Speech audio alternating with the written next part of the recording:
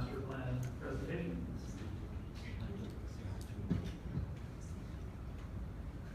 Originally, when we started the cycling master plan, we had a goal of developing a master plan to create a safe and efficient cycling network here in Lethbridge. The context for the plan was developed from the MDP as well as many other documents, including the Transportation Master Plan for Lethbridge, the Bikeways Pathways Master Plan, a number of other design standards, CIP projects, development applications. So on the development application side lately, we've been requesting bicycle facilities be installed with new developments. This project is also supported through the municipal development plan because it states that Lethbridge is a pedestrian and bicycle friendly city. So part of this plan is making it more bicycle friendly. This here's the project to date. We've come quite a long way. We're getting close to the end. We've already had our project initiation, set visions and goals. Got a bunch of feedback from students and community engagement #1, as well as various stakeholder engagements, another community engagement session, and finally today we're at the third community engagement session. This will take into account all of the analysis, all of the previous feedback, all of the information we've gathered so far to develop what we'll be presenting today. The visions and goals for the project were one of the first things developed. It started off with a meeting in which staff got together and started coming up with a vision for the project and very specific goals for the project. So the final vision was Lethbridge commits to make cycling a realistic transportation option for all ages and abilities, contributing to our sustainable future. We also have the goals for the cycling master plan, and that's to make sure that cycling is safe, cycling is connected, cycling is understood, cycling is desirable, cycling is implemented, and have more people cycling. So once staff got these goals together, we started into a little bit of analysis. We got a phone survey going where we contacted 400 people in the city and asked them about cycling. We had our consultants do a demand analysis where they mapped out using GIS information where people live, where they work, where they play. So this included residential locations, employment locations, recreational opportunities, and shopping opportunities as well. And it also included transit access, as all of our buses have bike racks available on them, so transit can help with any cycling trips. We also completed a cycling potential analysis where we looked at roadway densities, what would make it easy for bikes to get around, where are there networks already in place that we can jump on top of to help make biking easier. We looked at the topography in Lethbridge. We identified any significant barriers, for example, the railway and highway that separates north and south parts of the city, and the river valley with the river separating the east side and the west side. We also did a little bit of analysis with cycling collisions.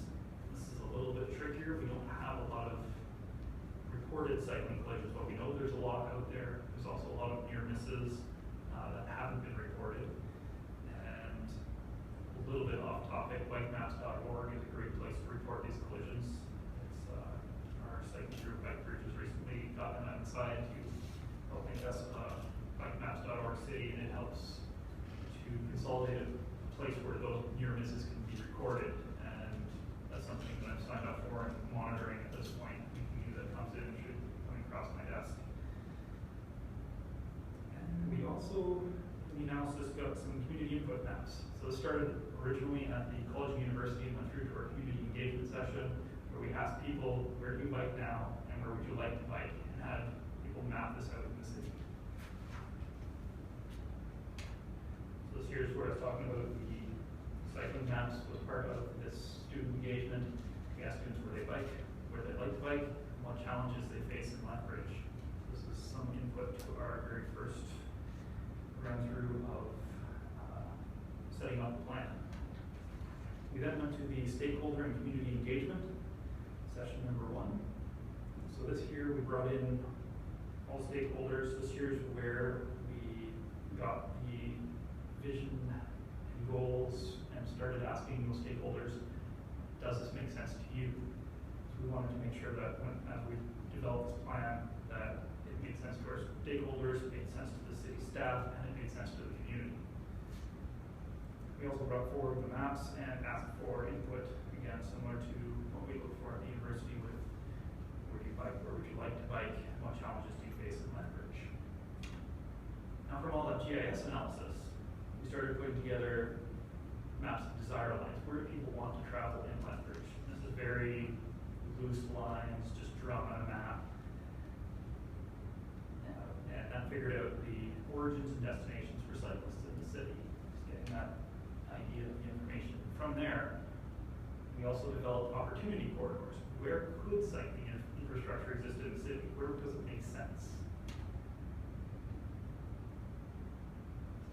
So after having brought forward those goals and all that analysis, we get into stakeholder session number 2, which is where we shared those opportunity corridors, where we shared those desire lines, where we really started to bring together all the pieces that have been brought forward. Internally, we wanted the community and the stakeholders to really get a better understanding of this. So this year was held in City Hall in June, and this is also where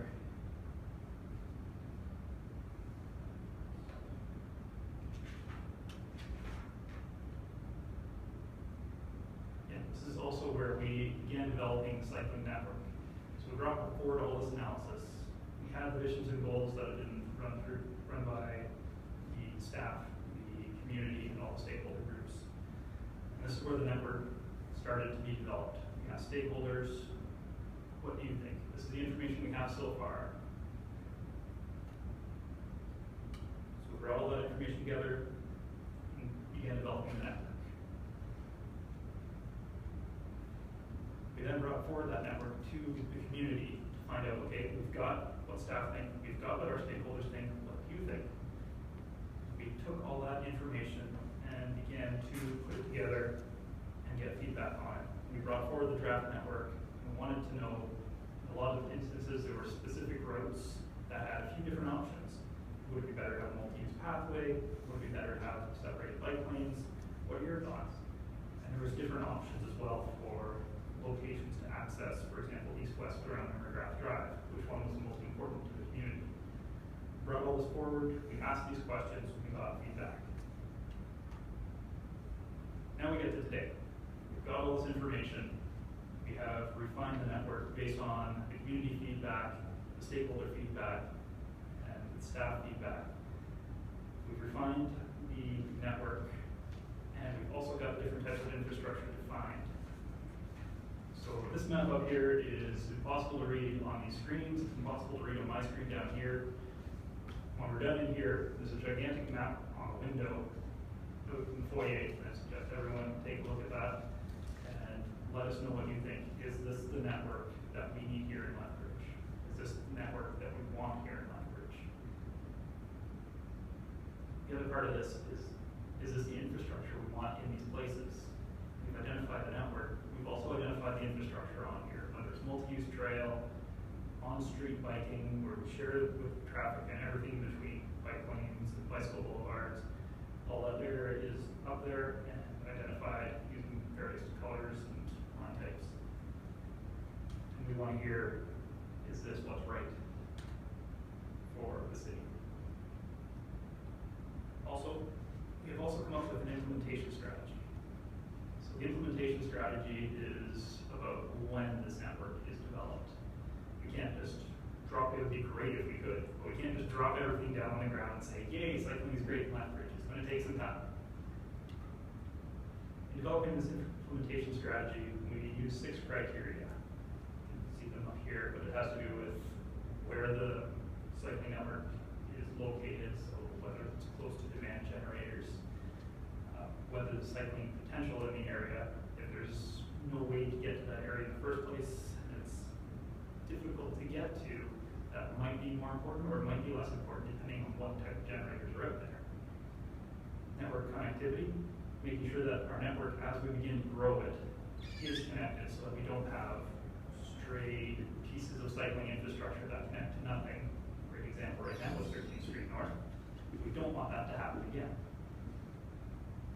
sure that our cycling infrastructure is connected. We also want to make sure our cycling infrastructure is constructible. Do we have enough roadway space? Do we have enough right-of-way? Will we have to take out trees to do this?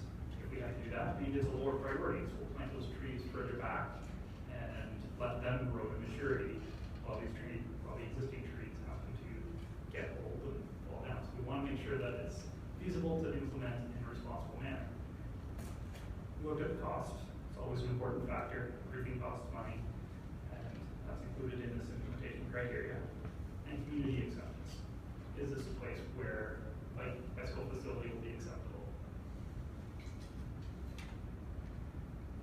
So we've got that proposed cycling network. We take those 6 implementation criteria, we've broken it down into 3 phases for implementation. Now, each one of these implementation criteria reflect the goals of the project. In here, you'll notice, if you look really closely, these are those goals from the very beginning. You'll look and see that cycling is safe is not connected. And the reason for this is we don't want any cycling infrastructure built if it's not going to be safe. So this just inherently goes into the whole process and isn't part of the ranking system for the implementation. We want to make sure that anything we build is going to be safe. So phase 1 of the network, this will be what we implement first. Again, we have a large map out there that has the implementation, and it's done in different colors. Phase 1 in blue, green, phase 2 in blue, and phase 3 orange, I believe. Large map out for you. Please have a look at it. Let us know if we're on track and doing this in the order that is probably best for the city, in your opinion. So phase 1 of the network, first bit that we want to do is estimated to cost around $10 million. It's hard to put timelines to this. Right now, our funding is somewhere between $600,000 to $1 million per year. So optimistically, this could probably be done within 10 years. Phase 2 of the network expands out a little bit further. And finally, phase 3 gets us to our completed cycling master plan, everything on the road. Or on the east half of there. So that's what the cycling master plan is right now. We've got the network, we've got the infrastructure, and we've got the implementation strategy. What we want to hear today is, are we still on the right track with this? Is this the cycling network that you want to see in Lethbridge? We'll be taking feedback out at our desks, out at our table in the foyer, and also online at MindMixer, and we also have a survey up, I believe, on SurveyMonkey online at the city's website. If anyone's looking for any paper copies of the presentation, they're available also at the desk out there. They'll have these websites, just rely on that. I think that's everything for the presentation. Anyone wants to come out and talk about the cycling master plan, come in the foyer here afterwards.